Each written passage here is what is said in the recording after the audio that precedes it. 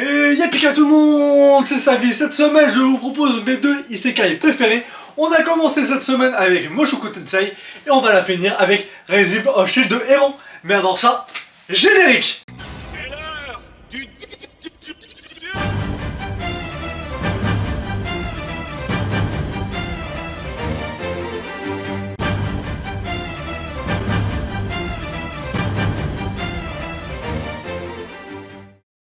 Allez, c'est parti. Alors, The Rising of the Shield de Héros. Et d'ailleurs, là, je préviens qu'à partir de maintenant, je vais le dire à la VF, donc le héros au bouclier. Car moi et l'anglais, ça fait... voilà. Hein. Donc le héros au bouclier est à l'origine d'un roman de l'auteur Haneko Uzaki. Et le roman est sorti au Japon en 2012. Par la suite, un an après, donc en 2013, un light novel est sorti. Au scénario, on retrouve toujours Haneko Uzaki et Minami Sera s'occupe de l'illustration. Et le light novel est toujours en cours de parution au Japon avec 22 volumes. Puis en 2014, un manga est sorti, et c'est Eyayu qui s'en occupe.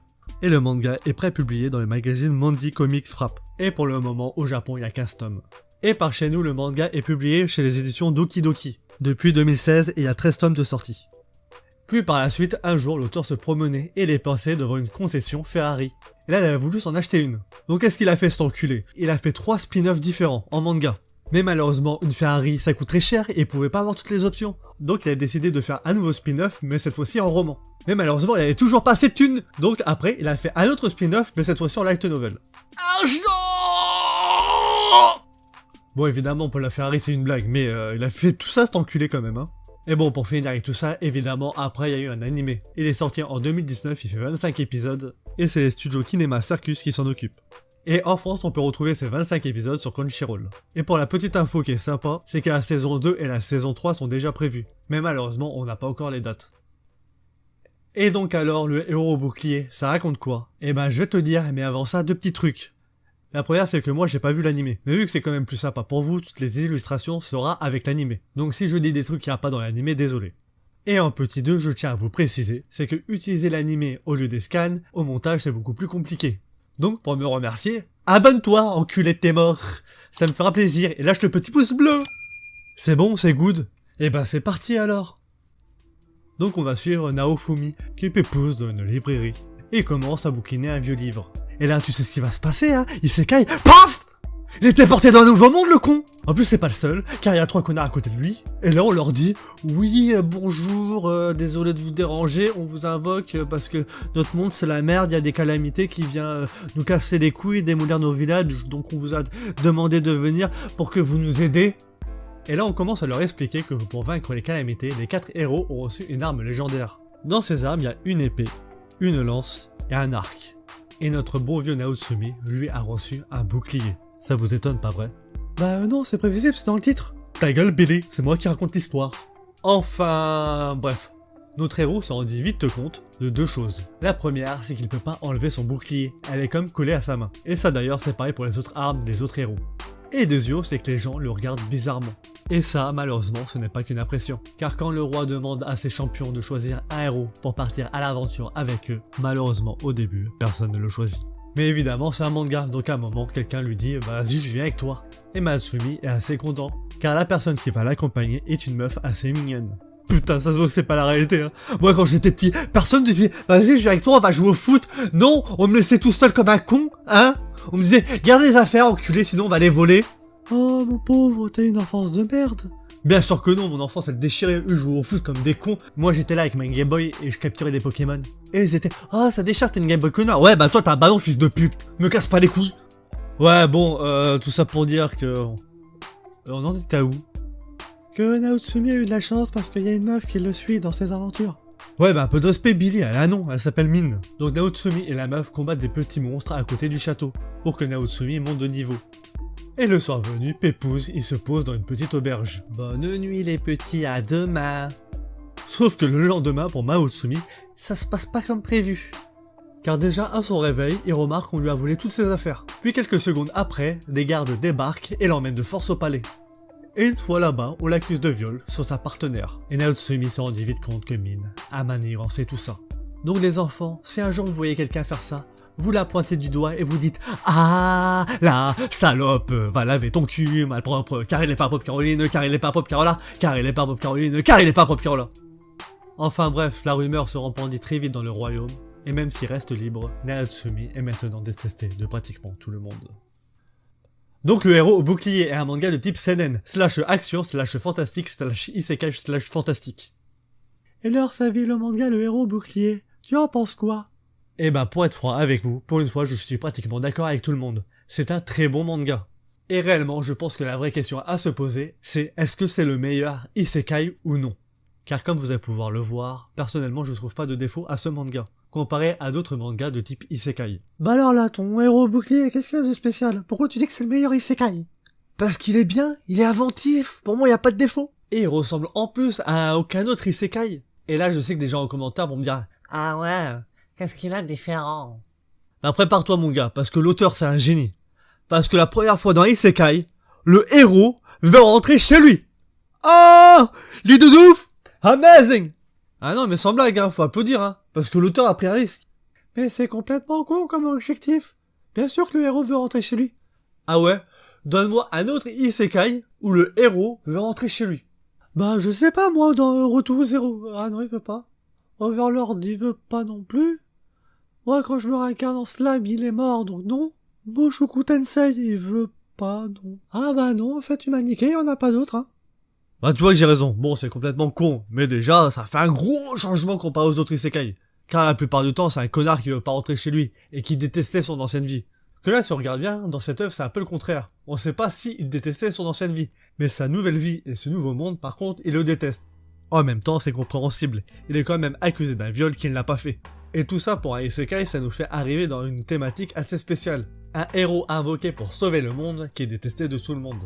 Et là où ça va être pas mal, c'est que comme en plus il y a 4 héros qui ont été invoqués, on va vraiment voir la différence entre les 3 autres et lui, et surtout comment elle aurait pu être s'il était adulé de tous. Car le héros principal devient spécial à cause de toute cette haine. Et là où normalement le héros avec n'importe quelle autre œuvre aurait essayé de prouver sa valeur, etc., lui non, il s'en bat les couilles. À partir de là, il ne veut plus être un héros. Et surtout, il ne veut plus être le petit naïf qui arrivait dans ce monde, le mec naïf qui faisait confiance à n'importe qui. Et c'est d'ailleurs ces deux paramètres qui va nous faire voir un Naotsumi humain, un Naotsumi assez réaliste. Et tout ça c'est grave cool, et en même temps assez malsain. Car comme je l'ai dit, le but premier du héros c'est de pouvoir rentrer chez lui. Et pour rentrer chez lui, il va devoir vaincre les calamités. Sauf que pour les vaincre et surtout ne pas mourir face à eux, il va falloir qu'il monte de niveau. Car oui, j'ai oublié de vous dire que ce monde marche un peu comme un MMORPG. On peut monter de niveau et débloquer aussi des genres de talents. Et lui, ces genres de talents, il les débloque grâce à son bouclier, selon les objets qu'il trouve ou les monstres qu'il abat. Et donc, comme je le disais, pour pouvoir monter de niveau, il va devoir tuer des monstres. Sauf que lui, malheureusement, vu que c'est le héros au bouclier, il ne peut pas porter d'armes. Et donc, va niquer un monstre, toi, avec un bouclier. Ça va être compliqué. Bah non, pas trop. Le Capitaine America, il y arrive bien, lui. Putain, Billy, je te hais. Je te hais profondément. Capitaine America, c'est un comique. Et alors, les héros de comics n'existent pas en réalité. Ah, parce que là, ton putain de héros au bouclier, il existe? Bah, je ne sais pas, moi, Billy. J'ai jamais été invoqué dans mon isekai. Mais par contre, j'ai déjà été à New York. Et j'ai jamais vu Spider-Man. Ouais, bizarrement, ça se tient. Enfin, bref, revenons au sujet qui nous intéresse. Donc, le héros au bouclier a comme seule arme un bouclier. Sachant qu'un bouclier n'est pas une arme. Donc, pour niquer des monstres, comme je le disais, ça va être compliqué. Et donc son seul moyen de niquer des monstres et de monter de niveau, ça va être de trouver un partenaire. Sauf que désormais, à cause de tout ce qui s'est passé, il a plus confiance en personne. Et c'est là où ça va être intéressant, et que l'œuvre va se démarquer de toutes les autres œuvres. Car dans la logique et n'importe quelle autre œuvre, on aurait une situation en mode bisounours. En mode, même si on t'a trahi, refais confiance aux gens, ça vaut le coup. Et donc dans ces genres d'œuvres, le scénario s'écrit tout seul. En mode, le héros rencontre la bonne personne, ils font équipe, etc. etc. On les connaît ces genres de scénarios. Sauf que là, à votre avis, dans le héros bouclier, qu'est-ce qu'il fait le héros? Eh bah c'est simple, il achète sa partenaire. Ouais, t'as bien entendu, il achète un esclave. Et là où dans n'importe quel autre manga il l'aurait libéré, etc., là non, c'est vraiment son esclave, c'est son épée, même s'il la considère évidemment pas comme un objet. Au début carrément, il la force à attaquer les monstres. Et là où ça va être intéressant, c'est l'évolution des deux personnages, car les deux n'évoluent pas du tout de la même façon. Car les deux, que ce soit Naotsumi ou Rafalia, qui est le nom de son esclave, ont vu la noirceur du monde. Le côté qui est dégueulasse. Et là où Rafalia va évoluer, faire confiance en des gens, et surtout faire confiance en Naotsumi, pour Naotsumi c'est pas du tout la même. Malgré qu'au fil du temps il se rapproche, une partie de lui refuse de faire confiance, il a toujours peur d'être trahi. Il ne veut plus être le petit gars naïf qui est arrivé dans ce nouveau monde. Ça fait que malgré lui, il crée une barrière envers ses partenaires et tous les autres qui peuplent ce monde. Et ça on le ressent parfaitement quand il parle de Rafaelia, car du point de vue de Naotsumi, Rafaelia c'est vraiment son épée. Mais malgré tout ça, c'est elle qui permet au héros de pas sombrer, elle le soutient psychologiquement, et c'est réellement sa seule lumière. Et ça on le voit parfaitement quand il utilise son bouclier noir. Et l'autre truc qui est pas mal avec Naotsumi, c'est le côté héros pas assumé. Car comme je l'ai dit tout à l'heure, avec tout ce qu'il a subi, il ne veut plus du tout être un héros. Et tout ce qu'il fait, c'est qu'il doit le faire. Et même si c'est pour de bonnes raisons. Et c'est d'ailleurs pour ça qu'à chaque fois, il demande une contrepartie. C'est pour ça qu'il se fait payer. Ça l'empêche d'arriver dans la classe héros.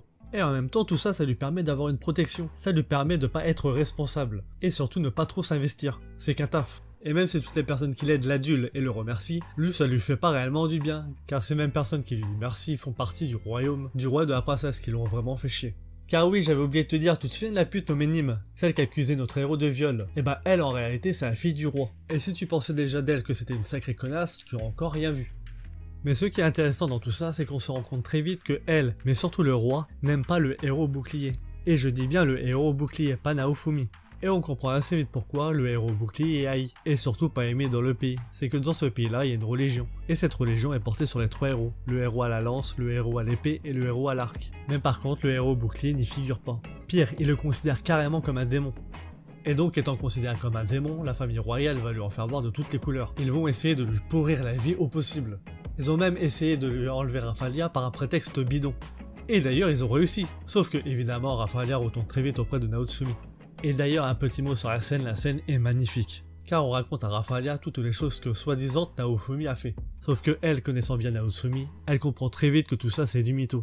Et elle lui fait comprendre que elle, comparé à tous les autres, elle croit en lui, et surtout en son innocence. Lui qui était littéralement en train de sombrer, elle a réussi à le ramener, elle a même réussi à lui redonner un peu goût en la vie. Et donc avec tous ces événements, et surtout les événements passés, Naofumi va commencer à haïr la famille royale. Et vraiment je kiffe les réactions qu'a Naofumi. Car il a vraiment une réaction humaine face à eux. Pour te donner un exemple, à un moment il arrive à repousser une vague de calamité, à lui tout seul, alors que les autres héros ont échoué. Et donc il doit aller faire un genre de rapport au palais royal. Et même si le roi commence à le descendre en disant qu'il a magouillé, etc., Naofumi lui fait comprendre très vite que c'est lui le héros le plus fort. Et lui fait comprendre que si le roi veut que Naofumi continue à combattre les vagues de calamité, il va devoir courber l'échine devant lui, se mettre à genoux. Et c'est pas tout car à la fin de son entrevue avec le roi, il lui fait comprendre très vite que si le roi continue à le faire chier, il n'hésitera pas à le liquider. Et tout ça c'est vraiment kiffant, toute cette rancœur qu'il a envers la famille royale. Car certes pour un héros c'est pas normal, mais on sait très bien que toi et moi on aurait réagi pareil. Réellement pas de pardon pour les fils de pute. Et c'est pour ça que je dis que Naotsumi est très humain. Il est comme nous, il ne pardonne pas. Et donc voilà, avant de parler du gros truc qui fâche, je vais te présenter deux autres personnages. Le premier personnage que je vais te présenter se nomme Philo. On peut dire que c'est la deuxième partenaire de Naofumi. Et là aussi, c'est pas une personne qui va recueillir, une personne qui va rencontrer par hasard. Car à l'origine, Philo, c'est un œuf. Et cet œuf, il a acheté au marchand d'esclaves qui lui avait vendu Rafaelia. Et le plus drôle, c'est que c'était un genre d'œuf surprise. Soit il avait la chance d'avoir un dragon, soit il avait un Fliora. Et donc quand l'œuf a éclos, Naotsumi a eu un Flora. Et comme Naotsumi s'est bien occupé d'elle, et surtout que Naotsumi c'est pas Joe Clodo, et ben le Flora est devenue forte, et surtout la prochaine reine de son peuple. De plus, elle peut se transformer en petite fille et aussi parler. Et réellement, que dire sur elle? Eh ben elle tabasse la gamine. De plus, elle adore tirer les chariots, mais ce qu'elle aime le plus c'est son maître, Naofumi. Et l'autre personnage que je vais vous présenter s'appelle Mel, et c'est la petite sœur de l'autre salope, Min. Et donc c'est la princesse en second, mais surtout la future héritière au trône. Et même si au début Naotsumi lui fait pas confiance vu qu'elle a le sang royal, à un moment il décide de la protéger. Mais avant de vous parler de la suite, un petit message. Il va avoir du spoil pendant plusieurs minutes. Donc si t'as pas vu le manga ou l'animé, rejoins-moi au timecode indiqué. C'est bon, vous êtes partis? On lance la partie spoil dans 3, 2, 1, there we go! Donc comme je le disais, Naotsumi décide de protéger Mel, car quelqu'un veut la tuer. Et ce quelqu'un, c'est sa sœur. Ah, quand je te disais que tout à l'heure c'était une vraie salope. Et si elle veut tuer sa sœur cadette, c'est parce que c'est elle la future reine du pays. Et Min évidemment est pas très d'accord avec ça. Elle veut devenir elle la prochaine reine. De plus, elle veut mettre le meurtre de sa sœur sur le dos de Naotsumi. Et ça d'ailleurs pour Naotsumi c'est la merde, car déjà qu'il est mal vu par la population, là en plus il se fait traquer par les autres héros. Sachant qu'en plus le héros à la lance a la salope dans son équipe, et elle arrive tranquillement à le manipuler comme elle veut. Et comme c'est pas encore assez le bordel pour Naotsumi, le pape de l'église des trois héros décide aussi lui de passer à l'action. C'est la merde! Car comment décrire le pape? Eh ben c'est un putain de fanatique qui décide de partir avec ses fidèles en croisade contre le héros au bouclier, et aussi contre les trois autres héros, car ils foutent un peu la merde dans ce monde. En plus, le pape il s'y croit carrément, hein. Pour lui il fait ça au nom de Dieu, et il veut carrément reconstruire une religion autour de lui, et mettre aussi toute la merde sur le dos de Naotsumi, la future mort des 3 héros. D'ailleurs, petite pause dans mes explications, cette partie-là je l'ai trouvée pas mal. Et en plus je l'ai trouvée assez innovante. Car personnellement je trouve que le thème de tout ce qui est religion, de Dieu, des fidèles et la foi, je le trouve assez rare dans les mangas. Et donc voir réellement ces thèmes pris au sérieux dans un manga de type Isekai, personnellement j'ai trouvé ça pas mal. Car en plus je trouve que ça rajoute un truc au monde. Ça rend ce monde héroïque fantasy assez réaliste. Car sans trop rentrer dans les détails, il y a plusieurs religions. Car dans certains pays, surtout le pays des Zombies, le héros vénéré par cette religion-là, c'est le héros au bouclier. Et d'ailleurs, en plus de la religion, il y a aussi tout l'aspect politique, qui a l'air d'ailleurs assez compliqué entre les pays et très complexe. Donc réellement je trouve que le monde du héros au bouclier est assez bien fait, et très réaliste. Mais bon, retournons dans la zone de spoil. Donc pour ceux qui ne veulent pas être spoilés, on se rejoint au timecode indiqué. C'est bon, c'est good, on peut y aller? Bon, on y va alors. Donc on va reparler du pape complètement fanatique, qui veut tuer Naotsumi plus les 3 autres héros. Et pour cela, le pape utilise une putain d'arme divine, qui arrive à reproduire les 3 armes légendaires, qui est l'épée, l'arc et la lance. Petit X, c'est que ça peut tuer la personne, mais bon, il s'en fout, il a des fidèles à sacrifier. Et donc tout le combat et surtout les discussions qu'a le pape et Naotsumi sont géniales. Car comme j'ai dit, le pape c'est vraiment un fanatique. Il croit et fait croire en ses idéaux. Et c'est pour ça que tout le monde le suit. C'est fidèle, etc. Surtout ce qui est génial avec ce genre de personnage, c'est qu'ils s'y croient tellement que malgré le mal qu'ils font, ils trouvent ça normal. Et donc là ça fait que le pape il est pas méchant pour être méchant. Il fait ça vraiment pour ses idéaux et au nom de Dieu. Et ça rend le personnage plus intéressant et plus détestable. De plus, comme je l'ai dit tout à l'heure, tout le combat entre lui, Naotsumi et les 3 autres héros déchire de ouf, y'a v'là l'action. Et en plus, l'attaque finale est juste géniale, elle envoie du lourd. Donc voilà, maintenant qu'on a enfin fini avec ça, je pense qu'il est enfin temps de parler du truc qui fâche. Et le truc qui fâche, c'est l'animé. Et là, tu te dis sûrement, oui, mais au début, tu avais dit que tu l'avais pas vu l'animé. Et oui, c'est vrai, je t'ai pas menti, au début de l'enregistrement, je l'avais pas vu l'animé. Mais depuis, c'est passé 2 jours, et comme j'ai téléchargé tous les épisodes pour pouvoir les utiliser dans le montage, je les avais à portée de main, et comme je me faisais chier, je les ai un peu regardés. Et malheureusement, les regardant, j'ai perdu foi en l'humanité. Car l'animé, c'est de la merde! Ah non, sans blague, s'il y en a quelques-uns qui ont kiffé l'animé, s'il vous plaît, lisez le manga, il est 10 fois meilleur. De plus, tous les défauts de l'animé n'existent pas dans le manga. Et puis même, certes au début, les deux racontent la même chose. Mais le manga les fait beaucoup mieux, les scènes sont 10 fois plus épiques dans le manga. Sans blague, je sais pas ce qu'ils ont foutu, car ils ont vraiment de temps en temps changé des petits trucs sur des scènes. Pourquoi vous faites ça? Car ça rend carrément des scènes belles qui sont dans le manga, sans plus dans l'anime, il n'y a pas le petit frisson. Pour vous donner un petit exemple sans trop spoiler, c'est la scène de Rafalia quand elle demande le nom à Naotsumi. Car au tout début, quand elle vient juste d'être achetée, elle le nomme toujours le héros bouclier. Et donc un jour, pour monter de level, elle et Natsumi vont dans une mine. Et les deux vont tomber sur un monstre qui ressemble beaucoup à l'anomalie qui a tué les parents de Rafalia. La petite étant terrifiée et pris pour cible par le monstre, le héros au bouclier la sauve. Et il commence même à prendre hyper cher. Et là il lui dit Cash, écoute Rafalia, si tu veux pas combattre, au moins fuis, sauve ta peau. Et en écoutant et voyant ça, elle s'est rappelée du sacrifice de ses parents, et prit son courage à 2 mains pour affronter le monstre. Et après ce combat, elle se mit à pleurer dans les bras de Naotsumi, tout en lui demandant de ne pas mourir, car comme je l'ai dit, il avait pris tarif. Et c'est une fois consolée qu'elle lui demande son nom, et si elle peut l'appeler Naotsumi, tout en remerciant ses parents dans sa tête et leur dire de ne pas s'inquiéter, car maintenant elle est avec Naotsumi. Que dans l'anime, non, ça se passe pas du tout pareil. Là, elle lui demande t'épouse autour d'un feu de camp, ça nie complètement la beauté de la scène. Car même s'il se passe exactement la même chose avec le monstre, et que c'est à partir de là qu'elle commence à l'appeler Naotsumi, elle connaît malgré tout son nom grave à l'avance et dans une scène de merde. Et je sais que certains vont me dire ouais tu chipotes, c'est des petits détails. Mais justement, c'est des petits détails. Pourquoi vous le faites pas dans l'animé? Surtout ce qui me vénère, c'est que des scènes bâclées comme ça, il y en a plein. Des scènes sans blague qui sont magnifiques dans le manga et nulles dans l'animé, c'est dommage. Mais le pire, c'est que c'est pas le pire. Je vais devoir vous raconter un truc qui me vénère, mais pour ça je vais devoir spoiler. Donc si tu veux pas être spoilé, bah voilà, va au timecode indiqué quoi. C'est bon, je peux y aller dans mon spoil, qui me vénère. Ok, vas-y, c'est bon. Donc tout de suite, là, le truc avec le pape là. Et ben juste à la fin de la bataille, il y a la reine qui débarque. Et on comprend vite 2 trucs. De 1, c'est que c'est la reine qui dirige le pays, et non le roi.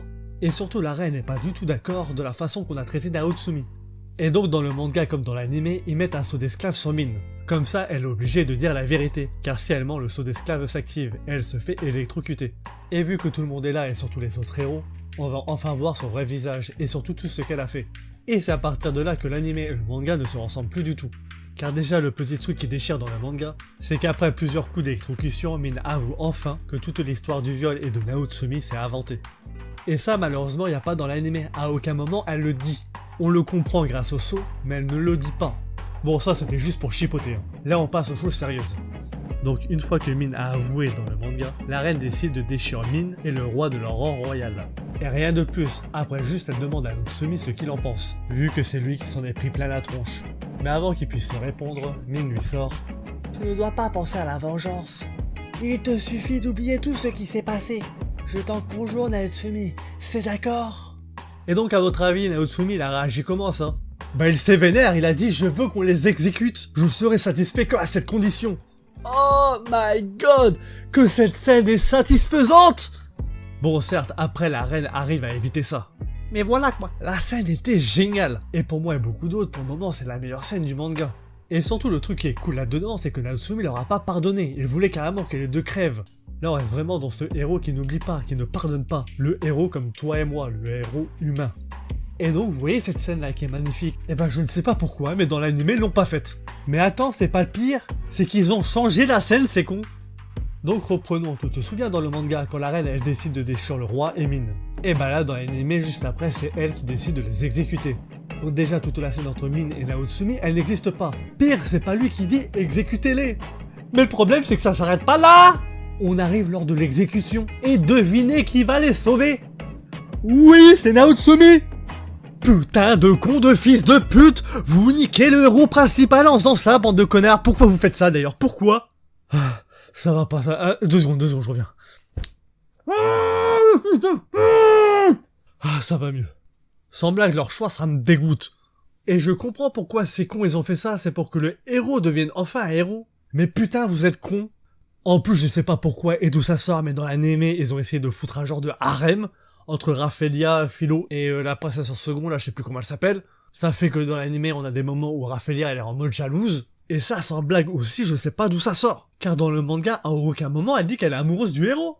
Et puis pour finir, on en parle de cette putain de happy end à la con. D'où il choisit le village de Raphaelia comme récompense, pour avoir combattu la 3e vague de calamité. En plus, cet enculé, il décide de retaper le village, avec tous les mecs qu'il a aidés. Et en plus, à la fin, il dit, bah finalement, j'ai plus envie de rentrer chez moi. Non, on va s'arrêter là, parce que là, je tue des bébés chats si ça continue. Et que ce soit clair entre nous, hein. Ça n'existe pas dans le manga, hein. Oh putain, les cons. Bon, pour finir avec tout ça et dans le calme, on va parler du dessin. Mais juste avant, je vais dire 2-3 mots quand même sur l'animation. Donc pour être clair, et comme vous l'avez vu, c'est loin d'être dégueulasse, c'est même assez beau. Et pour moi, réellement, le seul petit truc que j'ai à reprocher, c'est qu'il manque un peu de épique dans les combats et pendant les vagues de calamité. Et pour finir avec l'animation, j'aimerais quand même dire un bravo, car pour tout ce qui est opening, ça déchire de ouf. Personnellement, les deux, je les ai kiffés, même si j'ai quand même une préférence pour le premier. Et donc maintenant, passons au dessin. Donc là aussi c'est propre et dès le début. Et en plus ils arrivent à évoluer et surtout à s'améliorer. Pour tout ce qui est expression du visage, là aussi ça déchire. On ressent bien le sentiment de haine. Et aussi évidemment tous les autres, que ça soit la peur et aussi la joie. Après un autre point fort avec le dessin, c'est toutes les scènes qui se disent intenses sont très bien faites car on ressent parfaitement l'intensité de la scène. Et pour toutes les scènes de combat, là aussi ça déchire de ouf, c'est grave fluide et dynamique. De plus je trouve que le dessin et comment sont exploitées les armes des héros sont très bien faites. Et surtout les dessins et l'action qui vont avec le héros au bouclier. Car que ça soit son bouclier ou son duo avec Raphaelia, ça aussi c'est du parfait. Et réellement si on veut chipoter avec le dessin, le seul point qui est un peu dommage, c'est le manque de arrière-plan. Car réellement il y en a très peu, et les peu de fois où on en voit, ce n'est pas ouf. Et donc voilà, on arrive enfin à la fin du SAV. Et donc pour résumer, The Rising of the Shield Hero, faut vraiment que vous lisez le manga, et que vous laissez tomber un peu l'animé. Car comme je l'ai dit, les scènes sont 10 fois meilleures dans le manga. Après pour tout ce qui est scénario là c'est parfait, car comme je l'ai dit le monde est vaste, et en plus on a un héros pas comme les autres. Donc voilà, et pour la grande question du début, est-ce que le manga The Rising of the Shield Hero, est-ce que c'est bien le meilleur manga isekai? La réponse est non. Désolé pour toi, tu arrives deuxième, car le premier ça reste Drifter. Après ça évidemment c'est mon avis personnel. D'ailleurs c'est bizarre mais à chaque fois que je pense isekai, j'oublie souvent Drifter. Et pourtant c'est le meilleur isekai pour moi. Sur ce, dis-moi en commentaire ce que tu as pensé du SAV, et si tu as vu le manga The Rising of the Shield Hero. Oublie pas aussi de t'abonner, d'activer la petite cloche des notifications, et aussi le petit pouce bleu de l'amour. Bon bah tu viens de regarder le SAV sur le héros bouclier, c'était sa vie, à plus.